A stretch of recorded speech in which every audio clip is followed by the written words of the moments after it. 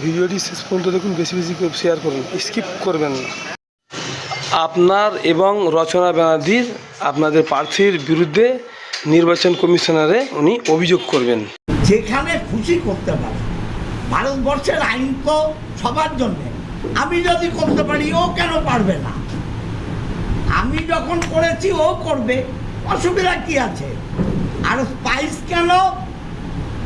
যে কোনো আমি এমএলএ, পৌরসভা আমার কথায় চলে নাকি? পৌরসভা পৌর আইনে চলে। আরে ভাই, তাদের বলতে হবে তো কাকে আমি চমকালাম, আমার নামে একটা এফআইআর করতে হবে বা পাবলিকলি বলতে হবে। আমি তো বলছি যত প্রমোটার আছে চুচুড়ায়, একটা প্রমোটার বলুক অসিত মজুমদার টাকা নেয়, আমি দল ছেড়ে দেবো। অবশ্যই আপনি দেখুন না, ওর তো কিছু বলার নেই, কিছু করবো না। রাম শ্যাম যদু মধু বলবো না।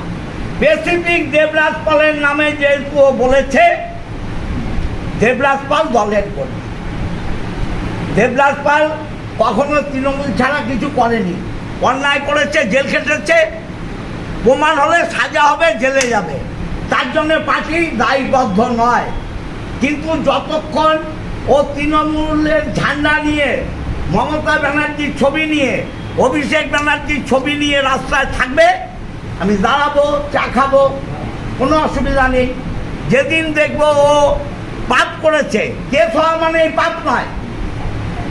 কেস আপনার নামে হতে পারে, আমার নামে হতে পারে, প্রমাণ করতে হবে সে দোষী। যেদিন দোষী হবে যোগাযোগ রাখবো না। 16 তারিখটা কি কোনো স্পেশাল কারণ আছে? আপনি 16 তারিখটায় বাসছেন? 16 তারিখের সঙ্গে আমার ক্যান্ডিডেট থাকবে, আর 30টা ওয়ার্ডই আমি ঘুরবো। নিশ্চয়ই আছে, নিশ্চয়ই আছে। 7টা বিধানসভার মধ্যে শুধু চুঁচুড়ারই বিধায়ককে কেন আক্রমণ করছি?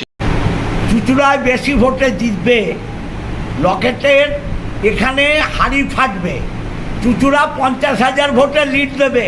ও পাগল হয়ে গেছে, যার জন্য চুঁচুড়ার বিধায়ককে অ্যাটাক করছে।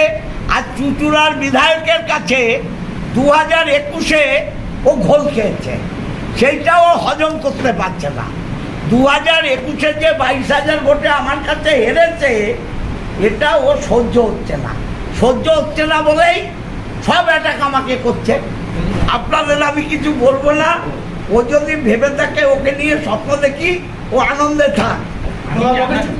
চরিত্র নিয়েও কথা বলেছেন তিনি। শুনুন, আমি বলবো না ও মহিলা, আমি অনেক কিছু জানি, আমি বলবো না। ও মহিলা, আমাদের মা বাবা এই শিক্ষা দেয়নি। আমার চরিত্র নিয়েও যা পারে বলুক। এইটা বলার পরেও চুঁচুড়ার মানুষ আমাকে 22,000 ভোটে জিতিয়েছে, আর ওকে 22,000 ভোটে হারিয়েছে।